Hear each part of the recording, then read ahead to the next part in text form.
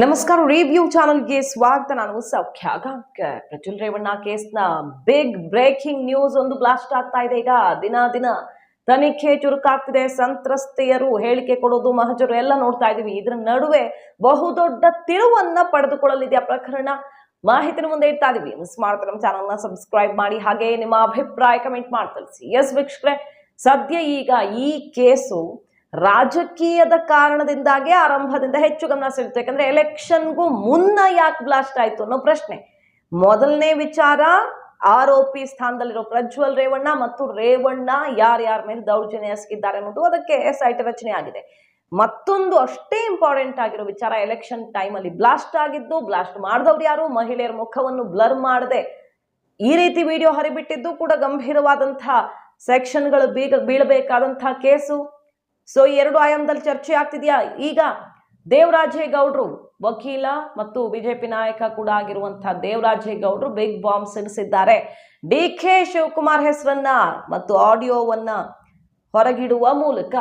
DK Shivakumar ಕಡೆಯಿಂದ ನನಗೆ ಭರ್ಜರಿ ಆಫರ್ ಬಂದಿತ್ತು. ಅರ್ಧ ಆಡಿಯೋ ಮಾತ್ರ ಕೇಳಿಸ್ತಾರೆ ಅವರು. DK ಧ್ವನಿ ಅಂತಿದ್ದು ಗೊತ್ತಾಗ್ತಿದೆ ಅಲ್ವಾ ನಿಮಗೆ, ದೇವರಾಜೇಗೌಡ್ರೆ ಅಂತ ಮಾತಾಡ್ತಿರೋದು. ನಾನು ಪೂರ್ತಿ ಬಿಡಲ್ಲ, ಯಾಕಂದ್ರೆ ತನಿಖಾ ಹಂತದಲ್ಲಿದೆ. ಆದರೆ ಏನಾಯ್ತು ಅನ್ನೋದನ್ನ ಹೇಳ್ತೀನಿ. ರಾತ್ರಿ ಕರೆ ಮಾಡಿ 2 ತಾಸು ಮಾತಾಡಿದ್ದಾರೆ. ಶಿವರಾಮೇಗೌಡರ ಮೂಲಕ ನಿನ್ನೆ ಸಂಜೆ ತನಕ ಡೀಲ್ಗೆ ಪ್ರಯತ್ನ ಮಾಡಿದ್ದಾರೆ. ನಾನು ಒಪ್ಪದೆ ಹೋದಾಗ SIT ಛೂ ಬಿಟ್ಟಿದ್ದಾರೆ. SIT ಅಧಿಕಾರಿಯ ಫೋಟೋ ತೋರಿಸಿ ಅವ್ರ ಹೆಸರು ಹೇಳ್ತಾರೆ. ಇಂಥ ಒಬ್ಬ ಅಧಿಕಾರಿ SITಯಲ್ಲಿ, ಈಗ ಈ ತಂಡದಲ್ಲಿರುವಂಥ ವ್ಯಕ್ತಿ ಅಂದ್ರೆ ಅಧಿಕಾರಿ, ನನಗೆ ಯಾವ ರೀತಿ DK ಶಿವಕುಮಾರ್ ಹೆಸರನ್ನ ಕೈ ಬಿಡೋದಿಕ್ಕೆ ಹೇಳಿದ್ರು, ಆರೋಪ ಮಾಡ್ತಾ ಇರೋ ಎಲ್ಲ ನೀವೇನೇನು ಹೇಳ್ತಿದ್ರೋ DK ಶಿವಕುಮಾರ್ ಹೆಸರು ಎತ್ತಬಾರ್ದು. DK ಶಿವಕುಮಾರ್ ಕಡೆಯಿಂದ ಕ್ಯಾಬಿನೆಟ್ ದರ್ಜೆಯ ಆಫರ್ ಬಂದಿದೆ ನನಗೆ. ಸಣ್ಣ ಆಫರ್ ಅಲ್ಲ, ಕ್ಯಾಬಿನೆಟ್ ದರ್ಜೆಯ ಆಫರ್ ಬಂದಿತ್ತು. ಅಂದ್ರೆ ಬೇರೆ ಆಯಾಮದಲ್ಲಿ ನಾವು ಯೋಚನೆ ಮಾಡ್ಬೇಕಾಗತ್ತೆ. ಅವ್ರ ಮಾತುಗಳನ್ನ ಆಧಾರವಾಗಿ ಇಟ್ಟುಕೊಂಡು, ಅವ್ರ ಆರೋಪದ ಆಧಾರದಲ್ಲಿ ಮಾತಾಡೋದಾದ್ರೆ, ಗಂಭೀರ ಆರೋಪವನ್ನ ಹೊರಗಿಟ್ಟಿರೋದು ಅವರು ದೇವರಾಜೇಗೌಡರು ಹೊರಗಿಟ್ಟಿರೋದು DKದು ಎನ್ನಲಾದ ಆಡಿಯೋ. ಯಾರಿಗೂ ಗೊತ್ತದು DK ಶಿವಕುಮಾರ್ ಅವ್ರದ್ದೇ ಆಡಿಯೋನೋ ಅಥವಾ ಸೃಷ್ಟಿ ಮಾಡಿರೋ ಆಡಿಯೋನೋ ಗೊತ್ತಿಲ್ಲ. ಒಟ್ಟಿನಲ್ಲಿ ದೇವರಾಜೇಗೌಡರದು ಒಂದು ಆಡಿಯೋ ಈಗ ಹೊರಗಿಟ್ಟಿರೋದು ಈ ಕೇಸ್ಗೆ ತಿರುವನ್ನು ಕೊಡುತ್ತಾ ಅನ್ನೋ ಚರ್ಚೆ ಶುರುವಾಗಿದೆ. ಮಾಧ್ಯಮಗಳಲ್ಲಿ ಹೊತ್ತುಕೊಂಡು ಉರಿತಾ ಇದೆ ಈ ವಿಚಾರ. ಆಡಿಯೋ ಇಡ್ತಾರೆ ಅವರು, ಇವರದ್ದು ಅಂತ ಹೇಳ್ತಿದ್ದಾರೆ. ನನ್ನನ್ನ A1 ಮಾಡೋಕೆ ಹೊರಟಿದ್ದಾರೆ ಈಗ ಕೇಸಲ್ಲಿ. ಇದನ್ನ CBI ಕೊಡ್ಲಿಲ್ಲ ಅಂದ್ರೆ ಮಾತ್ರ ನಾವು ದೊಡ್ಡ ಮಟ್ಟದಲ್ಲಿ ಹೋರಾಟ ಮಾಡಬೇಕಾಗತ್ತೆ.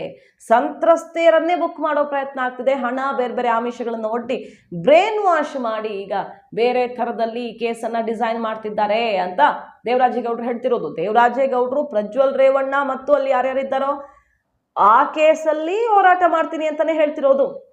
ಹೆಣ್ಮಕ್ಳ ಮೇಲೆ ದೌರ್ಜನ್ಯ ನಡೆದಿದೆ ಅಂತ. ಆದ್ರೆ ಇದನ್ನ ಮಿಸ್ಯೂಸ್ ಮಾಡ್ಕೊಳ್ಳೋದಿಕ್ಕೆ ಕಾಂಗ್ರೆಸ್ ನೋಡ್ತಿದೆ ಅಂತ ಈಗ ಮುಗಿಬೀಳ್ತಿರೋದು. DK ಶಿವಕುಮಾರ್ ದೊಡ್ಡ ಆಫರ್ಗಳನ್ನ ಕೊಟ್ಟರು, ಅದನ್ನ ಒಪ್ಪದೇ ಇದ್ದಾಗ ನನ್ನನ್ನೇ ಫಿಟ್ ಮಾಡೋದಕ್ಕೆ ನೋಡ್ತಿದ್ದಾರೆ SIT ಛೂ ಬಿಟ್ಟು. ಇಂಥ ಒಬ್ಬ ಅಧಿಕಾರಿ DK ಹೆಸರನ್ನ ಕೈ ಬಿಡೋದಿಕ್ಕೆ ನನಗೆ ಹೆದರ್ತಿದ್ದಾರೆ. ಅದ್ಯಾವುದು ಆಗಲ್ಲ ಅಂತ ಈಗ ಸೆಟ್ ಹೊಡೆದಿದ್ದಾರೆ. ಸೊ ಇದು ಹೊಸ ಆಯಾಮವನ್ನು ಪಡೆದುಕೊಳ್ತಿದೆ. ಇಷ್ಟು ದಿನ BJP ಕಡೆಗಲ್ವಾ ಕಾಂಗ್ರೆಸ್ ಮುಗಿ ಬೀಳ್ತಿದ್ದು. ಪ್ರಜ್ವಲ್ ರೇವಣ್ಣ ಪರ ಬಂದು ಪ್ರಚಾರ ಮಾಡಿದ್ರು ಮೋದಿ, ಮೈತ್ರಿ ಮತ್ತೊಂದು ಅಂತ. JDS BJP ಇಬ್ಬರಿಗೂ ಮುಜುಗರ ಆಗೋ ರೀತಿಯಲ್ಲಿ ಕಾಂಗ್ರೆಸ್ಗೆ ಅತಿ ದೊಡ್ಡ ಅಸ್ತ್ರ ದೇಶವ್ಯಾಪಿ. ರಾಹುಲ್ ಗಾಂಧಿ ಏನಂದ್ರು, ಮಾಸ್ ರೇಪಿಸ್ಟ್ ಅಂತ ಕರೆದ್ರು. 400 ರೇಪ್ ಮಾಡಿರುವಂತಹ ವ್ಯಕ್ತಿ ಪರ ಮೋದಿ ಪ್ರಚಾರ ಮಾಡಿದ್ರು ಅಂತ. ಸೊ ಬೇಕೋ ಬೇಡೋ ಈಗ BJP ಆ ಹೊರೆಯನ್ನು ಹೊರುವಂತಾಗ್ಬಿಟ್ಟಿತ್ತು. ಆದ್ರೆ ಈಗ ದೇವರಾಜೇಗೌಡರು ತೆಗಿತಿರುವಂತಹ ವಿಚಾರಗಳಿದೆಯಲ್ಲ, ಅಂದ್ರೆ ಕಾಂಗ್ರೆಸ್ಗೆ ಮುಂಚೆ ಗೊತ್ತಿತ್ತು, ಬಹಳ ಪ್ಲಾನ್ ಮಾಡಿ ತನ್ನ ಮೂಲಕ ಪೆನ್ ಡ್ರೈವ್ ರಿಲೀಸ್ ಮಾಡೋದಕ್ಕೆ ಹೊರಟಿತ್ತು ಅನ್ನೋ ತರ ಅರ್ಥ ಬರೋ ಹಾಗೆ ಕಾಣಿಸ್ತಿದೆ ಅದು. ಅಂದ್ರೆ ಇದ್ದಿದ್ದೇ ಕಾರ್ತಿಕ್ ಬಳಿ ಮತ್ತು ದೇವರಾಜೇಗೌಡರ ಬಳಿ. ಸೊ ದೇವರಾಜೇಗೌಡರ ಮೂಲಕ ರಿಲೀಸ್ ಮಾಡಿಸೋ ಪ್ರಯತ್ನ ಆಗಿತ್ತಾ ಅನ್ನೋ ಪ್ರಶ್ನೆನೂ ಬರೋ ತರ ಕಾಣಿಸ್ತಿದೆ ಅವ್ರ ಮಾತನ್ನ ಕೇಳಿದ್ರೆ. ಅದಾಗದೇ ಇದ್ದಾಗ ಆಮೇಲೆ ಕಾರ್ತಿಕ್ ಮೂಲಕ ರಿಲೀಸ್ ಮಾಡಿಸಲಾಯ್ತಾ? ಈಗ ಮಲೇಷ್ಯಾಗೆ ಓಡ್ ಹೋಗಿರೋದ್ರ ಬಗ್ಗೆ ಆಕ್ರೋಶ ವ್ಯಕ್ತವಾಗಿದೆಯಲ್ಲ, ಯಾರು ಕಳಿಸ್ಕೊಟ್ರು ಅನ್ನೋ ಪ್ರಶ್ನೆ ಎಲ್ಲ ಕೇಳ್ತಿದ್ದಾರಲ್ಲ JDS ಅವರು. ಸೊ ದೇವರಾಜೇಗೌಡರ ಆರೋಪದ ಆಧಾರದಲ್ಲಿ ಮಾತನಾಡೋದಕ್ಕೆ ಹೋದ್ರೆ ಹೀಗಾಗಿದೆ.